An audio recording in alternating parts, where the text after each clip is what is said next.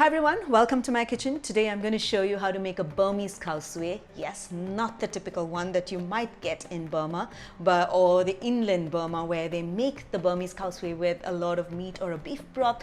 And Khow Suey is nothing but a noodle bowl which has a lot of vegetables and meat as well, and a lot of different crispy ingredients on the top. And of course in India we have sort of modified it to suit our palate and made an Indo version of the Burmese Khow Suey. And this one, I might just say it's called a Gujarati Indian version of the Burmese Khow Suey. This is how we make it at home. This is how my in-laws side of the family, which is a Gujarati, they make this Burmese Khow Suey at home, and it is absolutely delicious, very light, flavorful, and packed with taste. So without wasting any time, let me just take you through how to make this Burmese Khow Suey.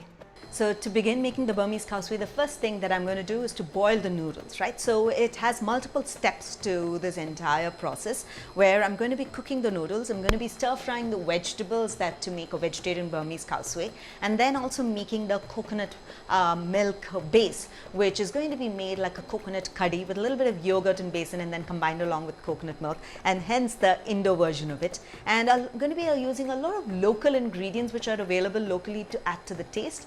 But in a sense, this is an absolutely delicious dish. So let's get started. I have some water boiling over here. I'm just going to go ahead and add in my noodles into the water and then bring it to a brisk boil for about 3 to 4 minutes. These noodles, which is Hakka noodles, the noodles you use for Hakka noodles, is what I sort of put into the water. So allow it to cook for about 3 to 4 minutes on high heat and then let it be al dente, right? So you don't want it to get overcooked and you want it to be just have a nice firm bite. So because it's going to be cooked tossed into a hot curry as well, which is a coconut milk curry of the Burmese curry. So let's just get started. Let the noodles boil and then I'll take you through the next steps. I'll just separate the noodles a little bit in the water as it is getting softened. And then once it comes to a brisk boil, we'll drain out the water, rinse it in cold water and toss it in oil and keep it aside, and our noodles will be ready. So I'm just going to allow the noodles to soften a bit. So the noodles have now perfectly boiled and I'm turned off the heat and I'm going to strain the water out, and there you go.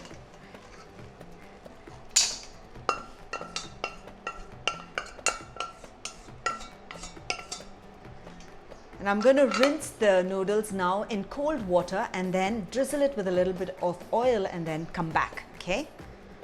So now that I've washed my noodles, I'm just going to go ahead and transfer it to another pan. The washing of noodles is extremely important because it stops the cooking process of the noodles. And if you allow it to remain in the heat, it'll become sticky and it'll become soggy as well, and it'll get overcooked. So it's always important to rinse your noodles in cold water, or pasta for that matter, anything, and then so that you stop the cooking process. Now I'm just going to drizzle a little bit of oil and that's it.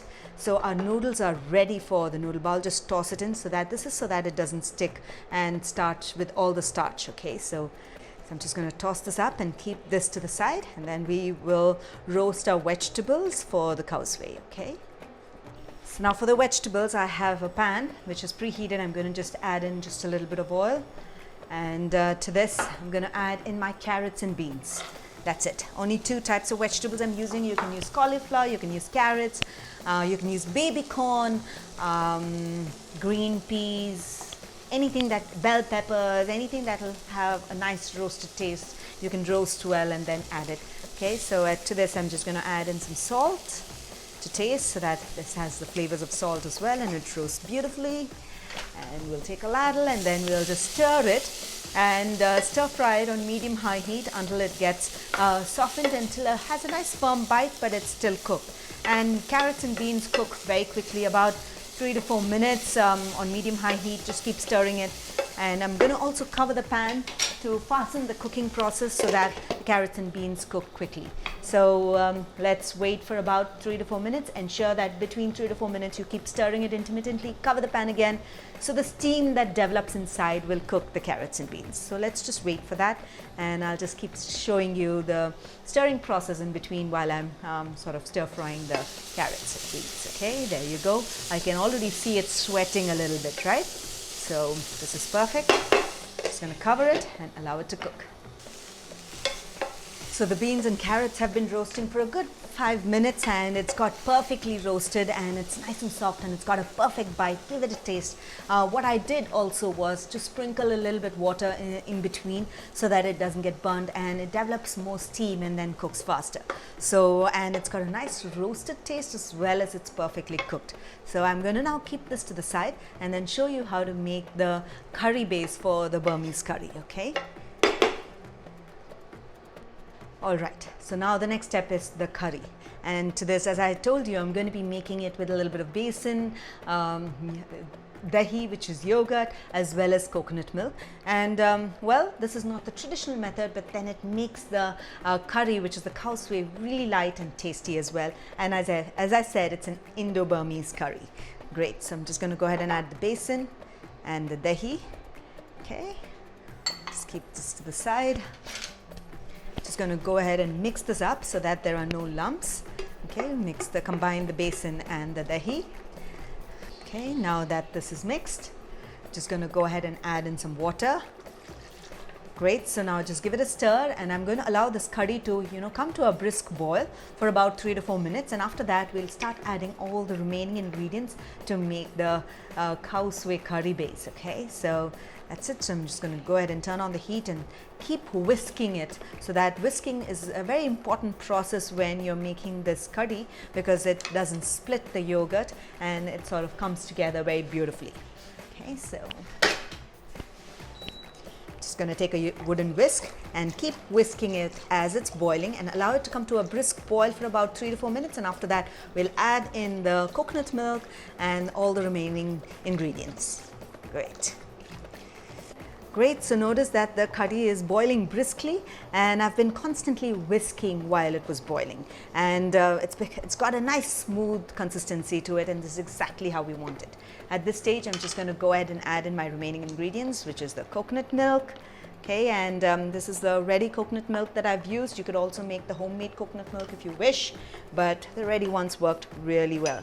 And I'm just going to add in some chili powder, yes, some spice, and some coriander powder to it as well. So you can also add like kaffir lime leaves and the galangal ginger to it to give it that nice Asian touch to the khao suey. So I'm just going to whisk this up really well and add in the salt to taste.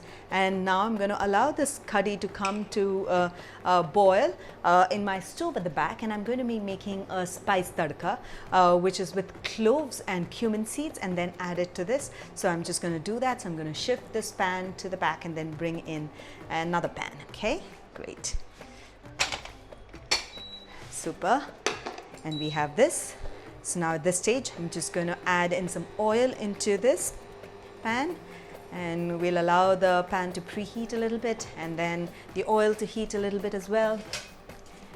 And to this I'm going to add in some cumin seeds, okay, and some cloves. There you go. So we have this lightly roasted. This is done. We just want it to be lightly roasted in the oil, and once it is, and then the cumin seed starts crackling up, we know that it's good to go. Okay, I can smell the flavors of cumin coming through. This is just brilliant. Now I'm just going to go ahead and get my curry pan. Okay, I'll just bring it to the center.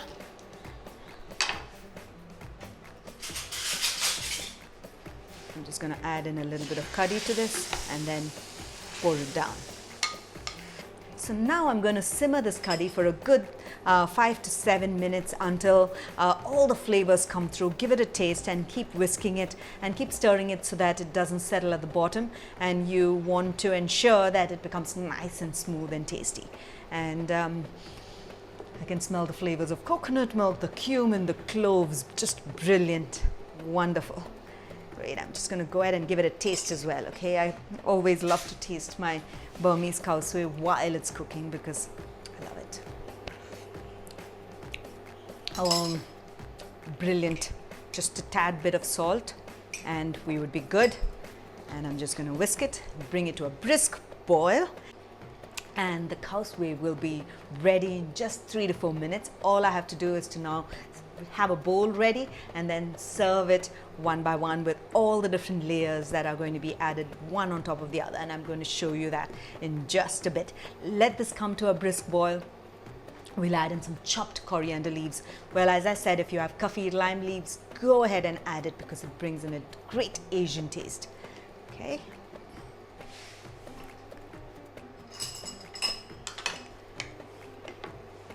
This looks brilliant. I'm going to go ahead and add in my chopped coriander leaves and then turn off the heat, and I'm ready to serve the khao suey. And it is actually a noodle bowl which has various different layers and flavors and crunch going into it, and I'm going to talk to you about all the different layers in just a bit. Great, I've set up my entire table just to serve the khao suey, and this is how it is. So you have some boiled noodles, you have the curry base with coconut milk packed with a lot of flavors, and the spring onion greens, there's the raw onions chopped, there's some lemon juice. This is extremely important to add to the zing of the khao suey. The roasted vegetables, some fresh cabbage which is thinly shredded, some finely chopped red capsicum, and some save. So all of these, there are some salad ingredients and then some cooked and roasted ingredients along with the kadhi, and it makes it a delicious tasting khao suey. Okay, so the first step is I'm just going to go ahead and add in the noodles to my base, and after that I'm going to add in the vegetables one by one. So I'm just going to go ahead and add in the roasted vegetables on the top. Okay, and then we'll do the raw food much later. Okay, we'll just go ahead and add in the curry until the noodles and the vegetable gets completely immersed. Okay, and that's when you get the taste, beautiful taste, and a nice soupy texture to the curry, the Burmese Khow Suey. This looks perfect, isn't it? And it's really nice to have these type of soup bowls or the salad bowls or the pasta bowls as you would call it, because it makes it really neat to serve such noodle bowls in a dish. And to this I'm just going to go ahead and sprinkle some spring onion greens, some chopped onion, okay, I love it, okay, and some green or any colored red bell peppers, some shredded cabbage, and finally some save on the top to add it to that crunch. Well, this is probably not very traditional to a Burmese cuisine. As I said, it's Indo Burmese, and what also people do is they also add in some fried garlic, fried onions, and crispy noodles, etc., to top it on top of this Burmese Khow Suey in many hotels and restaurants, and to add to that crunch. Okay, so but what I did was just added some save, and it works really well. I don't much care for fried onions or garlic, so instead I just add some freshly chopped raw onions, and that's it. And finally, you just have to add in that bit of lemon juice to give it that yin and yang. It tastes really nice when you add in that lemon juice. And that's it. Our Burmese Khow Suey is ready, and it's absolutely refreshing and a very, very comforting meal. And I make it very often when we have just one or two friends over for home, because it makes a very simple meal.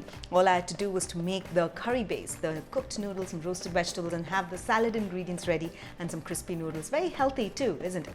So I hope you get to try this Indo Burmese version of the Khow Suey, because it's one of our favorites at home, my favorite too, and this is going to be my dinner tonight as well. So do give this a try, and when you do, don't forget to take a snapshot of it and then tag us across all your social channels, and we'd love to hear from you. So until then, until next time, happy cooking and healthy eating.